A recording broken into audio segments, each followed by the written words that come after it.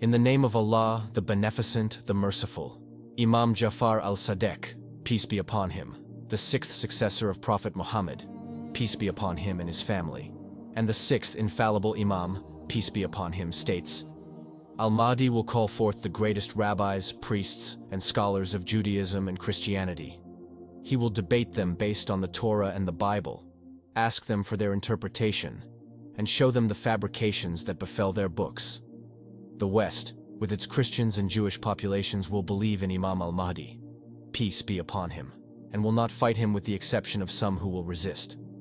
Primarily, the opponents of Al Mahdi, peace be upon him, will be a specific group of Muslims who hold hatred for the progeny of the Prophet, peace be upon him and his family. The majority of the population of the earth will voluntarily submit to him because he will come with the tools of knowledge and understanding, as well as kindness and compassion.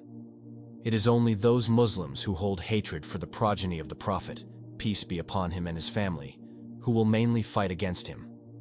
It is relied in the books of narration that Imam al-Bakr, peace be upon him, said, Al-Mahdi will march to Kufa, where he will be met by 16,000 fully armed deserters. They would be reciters of the Quran and scholars of faith. Their foreheads would be blistered due to long prostration in prayer, and their clothes would be rolled as if they are ready to commence work.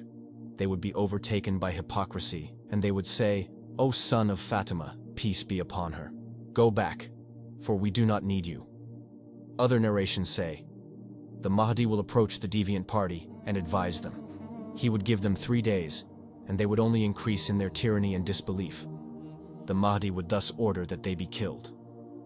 As we reflect upon these narrations, it's evident that the state that will be established by Imam Al Mahdi, peace be upon him, is one of kindness and compassion, and not one that would compel people into religion by force.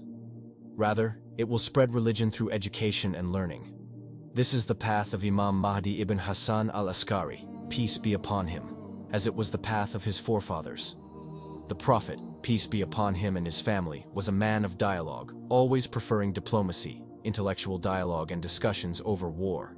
Imam Ali ibn Abi Talib, peace be upon him, was the same way, and so was Imam Hussein, peace be upon him, who would stand on the battlefield and face the enemy camp in order to advise them on what is in their own best interest. Imam Hussein, peace be upon him, would say, I cry for those who will enter hell for killing me. Imam Hussein ibn Ali, peace be upon him, did not leave Medina towards Mecca and then towards Kufa in order to kill or be killed. His mission was reform, but his enemies were adamant on killing him. He would say, by God, they will not leave me until they take my heart out of my body.